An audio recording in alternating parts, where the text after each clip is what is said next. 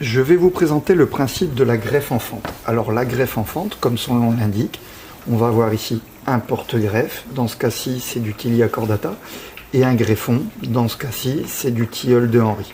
Le tilleul de Henry qui a l'avantage de fleurir tard en saison et d'être extrêmement mellifère. Quand je parle tard en saison, il fleurit en septembre, pour cette variété-ci.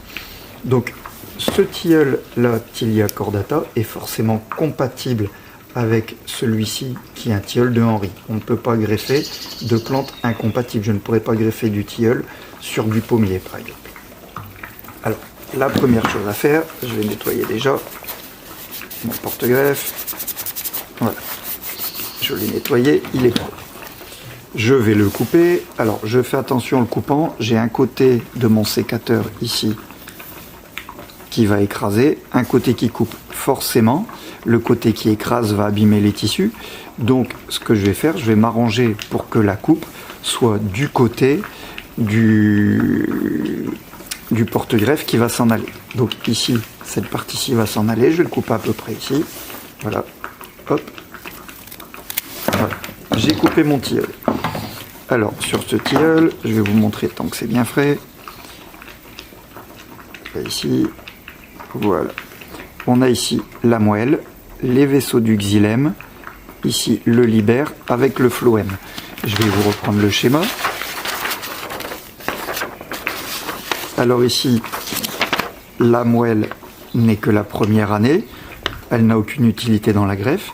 Ici, les vaisseaux du xylème, c'est la sève montante. Là, tout autour, on a les vaisseaux du libère qui, eux, sont la sève qu'on dira descendante. La sève élaborée, ici la sève brute, et au milieu nous avons les cambiomes. La chose à laquelle attention au moment du greffage, c'est que le greffon et le porte-greffe doivent avoir toutes ces zones en contact. Les cambiomes avec les cambiomes, les vaisseaux du libère avec le libère, et les vaisseaux du xylème avec le xylème. On ne peut pas mettre du positif sur du négatif, ça ne fonctionnerait pas. La sève montante face à la sève descendante, ça ne fonctionnera pas. Alors ici, je vais finir de préparer mon porte-greffe. Je vais utiliser, là dans ce cas-là, un opinel, mais ça peut être aussi une serpette. Voilà, j'ai fendu mon porte-greffe. Voilà pourquoi on l'appelle la greffe en fente. Je vais le laisser là, il va nous servir après. Maintenant, je vais prendre mon greffon. J'ai un autre greffoir, j'avais prévu la chose. Alors, ici, on voit, on a la branche d'une année, une jonction, et la branche ici de la deuxième année, la branche de cette année. De préférence, plus le tissu est jeune, plus il est vigoureux. Là, la branche, elle est ce qu'on appelle bien outée, c'est-à-dire qu'elle est bien rigide. Elle a été récoltée sève dormante. Donc, je vais enlever cette partie-là. En haut de ma greffe, je vais toujours m'arranger pour avoir un bourgeon.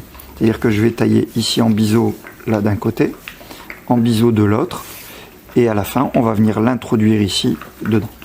Alors, pour pouvoir faire une belle coupe, je vais à chaque fois, ici je prends mon greffoir à pleine main, je mets ici, là, tout au début, et là, avec le pouce, je vais régler la hauteur. Alors l'idéal c'est de le faire en une fois, c'est pas toujours simple, mais ça nécessite un peu d'entraînement, ce que je vous incite à faire avant de commencer à greffer. Prenez des branches, vous les taillez, une fois que vous arrivez à faire des jolis greffons, vous attaquez la greffe. Voilà, donc je vais le faire ici, là, là, mon près jusque là. Hop, voilà, j'en ai fait un, j'ai taillé un petit peu trop fort. J'en ai fait deux. Vous voyez, cette coupe là, elle est trop courte, je vais l'éliminer, je vais devoir en recommencer une plus haut. Alors ici, là, je vais tailler un petit peu moins fort. Voilà, là ce sera mieux. Alors ici, vous voyez, j'ai bien dégagé tous mes vaisseaux, à la fois le libère, le xylème, la moelle elle est là, on s'en moque, je démarre bien là à côté. Allez, je vais reprendre de l'autre côté. Ici, voilà, je vais pas trop rentrer dedans. Voilà, ma coupe est à peu près propre. Je vais la rectifier un petit peu. Alors l'idéal aurait été d'avoir une coupe un petit poil plus épaisse pour qu'elle rentre mieux ici dans la fente. Alors maintenant, soit je peux agrandir la fente, j'ai aussi la solution, puisque le greffon et la fente ne sont pas de même dimension, je vais tout simplement réduire à peu près mon greffon jusqu'ici, ce que j'avais dit à la base. Voilà, je vais en profiter pour essayer de refaire un plat.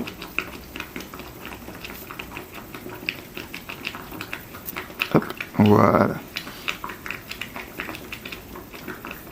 Alors, plus la coupe est nette, plus le greffoir est coupant, meilleure sera la reprise. Vous voyez à l'arrière, ici à l'avant, on a beaucoup d'écorce, une très grande zone où on peut voir le libère et le xylème. À l'arrière, on a une petite zone. Pourquoi? Parce qu'à l'arrière, ça n'aura aucun intérêt, vous voyez, ça ne correspondra pas. Alors maintenant que j'ai un greffon qui tient la route, je vais garder 1, 2, celui-là il n'est pas beau, dommage.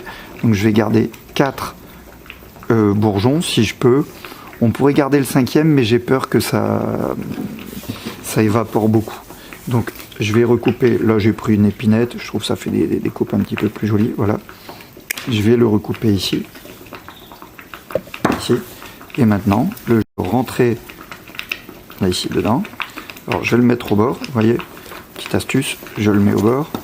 Et puis je vais retirer mon opinel. Alors souvent, il y a un côté qui est mieux taillé de l'autre. Celui de l'avant, là, il est pas mal. Celui-là, eh ben, les deux sont beaux de cette fois-ci. Sinon, on regarde un petit peu à l'avance. Alors, je le mets, je vais pas dire n'importe où, mais je vais l'avancer après. Voilà. Là, si je le mettais ici, il serait trop rentré dans mon porte-greffe. Donc maintenant, le jeu, ça va être d'aller l'ajuster. Vous voyez, je l'avance, j'ajuste. Ici. Là, voilà. Vous voyez, j'ai une belle continuité entre l'écorce et le greffon.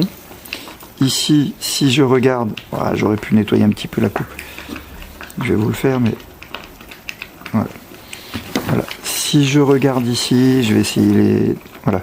Si je regarde ici, je suis bien face à face entre tous les vaisseaux, mais vous voyez, ça ne correspond pas bien. D'où l'utilité d'aller resserrer la greffe le plus possible. Voilà, d'aller resserrer la greffe le plus possible pour pouvoir après avoir un excellent contact entre les deux. Alors pour pouvoir faire la ligature, eh ben, c'est très simple. Je mets mon pouce, je la mets un petit peu de travers. Je mets mon pouce, voilà. Ici, hop, le premier tour, la pincée. Alors, et vous voyez, je tends mon élastique le plus possible. Voilà, je repince ici et je vais continuer à le tendre le plus possible. Alors là, on a un gros porte-greffe. On aurait éventuellement pu mettre un deuxième greffon à l'arrière. Bon, il est gros, mais pas encore assez. L'idéal, ça aurait été d'être un petit poil plus gros. Je pourrais même essayer.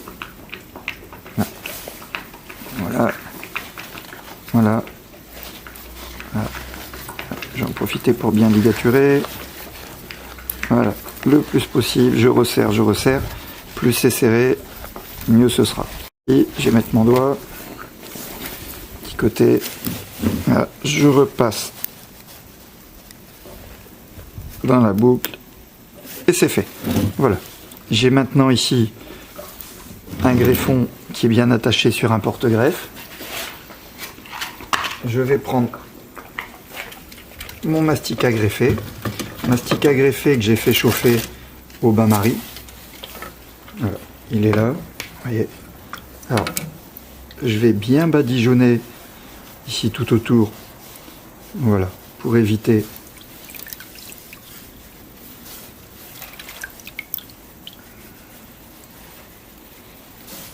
que ça ne se dessèche. Je vais refermer ici au-dessus, pareil, pour bien fermer les vaisseaux.